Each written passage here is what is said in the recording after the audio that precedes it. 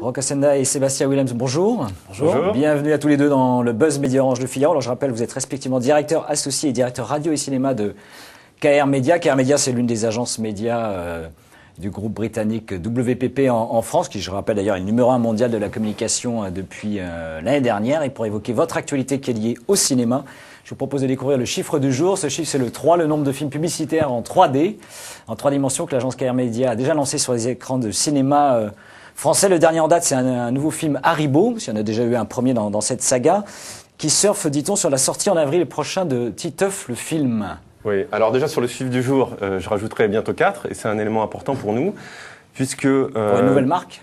Pour une autre marque ? Pour Haribo, Sébastien va vous expliquer la saga. C'est un élément pour nous, puisque pour nous, la 3D chez KR Media n'est pas un phénomène de mode, mais est un véritable moyen de créer des expériences entre le public et ses marques. Sur les spectateurs, donc, de cinéma. Exactement. Il y a une révolution actuellement sur le cinéma dans sa diffusion. Nous, on a sauté sur l'occasion de cette révolution pour l'anticiper et créer des sagas publicitaires avec Titeuf, notamment pour Haribo.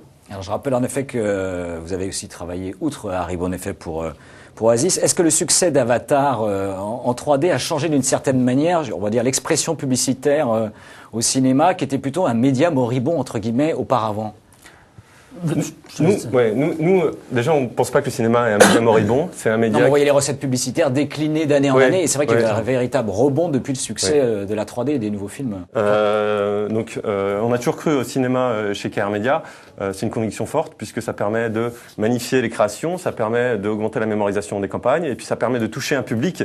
Et c'est ce qui nous intéresse aussi, notamment dans la 3D, sur un lieu de vie où le public va chercher des émotions. Ce qui est vrai, c'est important, c'est qu'Avatar, effectivement, a été une formidable fenêtre de tir pour nous. Ce qui a déclenché le mouvement, quand même. Exactement. Voilà. Et ça a également lancé un débat sur la 3D. Donc, on est tous d'accord pour dire que c'est un chef-d'œuvre. Par contre, pour ou contre la 3D, là, il y a eu un débat sur le film. Par contre, il n'y a pas eu de débat sur la pub, puisqu'effectivement, on a eu un engouement sans précédent vis-à-vis de cette technologie. On en a fait une force, puisqu'effectivement, l'avantage de la publicité au cinéma, c'est qu'elle ne souffre pas des contraintes que peuvent connaître les producteurs-réalisateurs de longs métrages, qui doivent produire un contenu qui va prendre vie en 3D, mais qui derrière doit assurer une diffusion en 2D, en DVD, en VOD, puis ensuite vivre en télé. Donc, ils sont dans une période de mutation. Nous pensons et produisons des films pensés donc en 3D relief pour une diffusion 3D relief. Et là, on a pu montrer aux spectateurs ce que pouvait en tout cas donner comme émotion nouvelle la 3D relief au cinéma, et c'est pas fini. Alors justement, outre les records d'entrée portés par ces films en 3D, comment vous mesurez l'impact auprès des spectateurs de ces films en 3D publicitaires ? Déjà, au-delà des études, quand on va dans les salles de cinéma et qu'on voit le public essayer d'attraper les bonbons, les personnages, déjà, forcément, il y a une émotion et une expérience qui est plus forte que dans les messages classiques. Donc ça, c'est un constat de base. Et puis, on mesure à travers des études classiques de post-test publicitaire.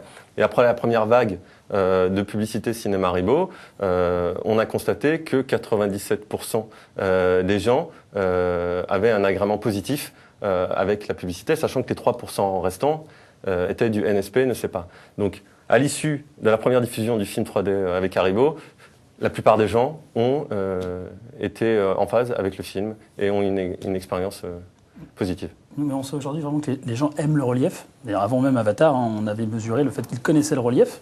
Un Français sur deux avait déjà eu une expérience en relief avant de voir Avatar, notamment au travers des parcs d'attractions.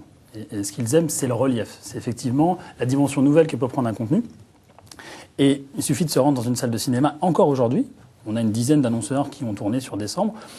On a été heureux de constater que les deux seuls films qui donnaient envie aux spectateurs de s'oublier quelques instants, c'était la pub Haribo, puis Oasis.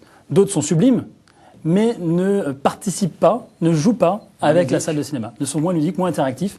Et je pense qu'aujourd'hui, c'est ce que recherche le spectateur. Alors, on a vu que ces nouvelles campagnes de publicité en 3D ont été calées quand même sur la sortie et le calendrier des grands blockbusters dans le monde et sur leur sortie en France. Est-ce que le calendrier 2011 va également être aussi riche ou pas ? Donc sur un engouement aussi important. Il est bien plus riche. C'est-à-dire que Avatar, c'était effectivement un succès annoncé.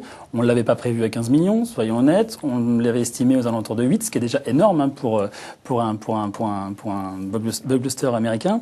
On n'a pas identifié cette année de rendez-vous aussi puissants, en tout cas en 3D relief. Je pense qu'on aura un niveau comparable. Combien de films? On a une idée quand même de combien de films? Une cinquantaine de contenus cette année. C'est énorme. Sur la seule année 2011. Sur la seule année 2011, avec énormément de blockbusters qui atteindront un niveau d'entrée conséquent. Si on veut totaliser 15 millions d'entrées comme sur Avatar, je pense qu'il faudra additionner le succès de 3 films pour le grand public. Pirates des Caraïbes 4, mi-mai. Le dernier volet d'Harry Potter, donc en 3D mi-juillet.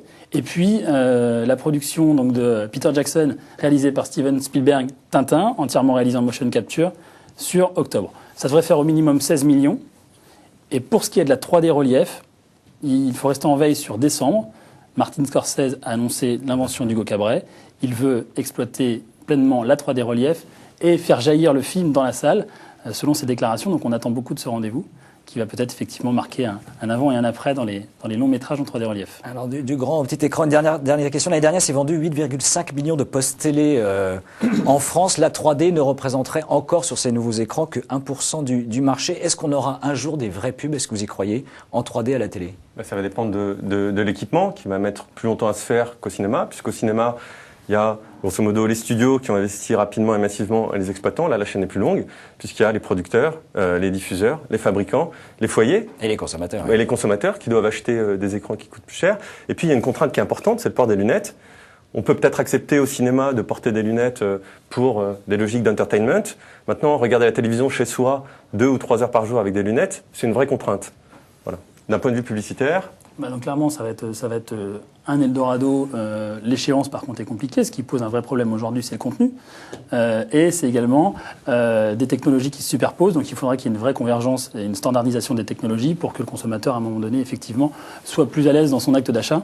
Et surtout que les coûts baissent considérablement, parce qu'aujourd'hui, avec toutes ces technologies... Ça coûte cher encore. Ça coûte encore très cher et le secteur se cherche. Mais ce qui est important, c'est ce que fait Sony. Je fais un petit point là-dessus. C'est qu'ils lancent très rapidement. Ils lancent donc des produits grand public en 3D relief, notamment un caméscope qui va être accessible dans assez peu de temps en termes de tickets d'entrée. On va vraiment, la machine est en route, donc la 3D c'est inévitable de toute façon selon nous en télé dans les années à venir. Eh bien, merci messieurs à tous les deux d'être venus dans le Buzz Média et nous nous retrouvons dès demain avec un nouvel invité. Merci encore et très bonne journée. Merci.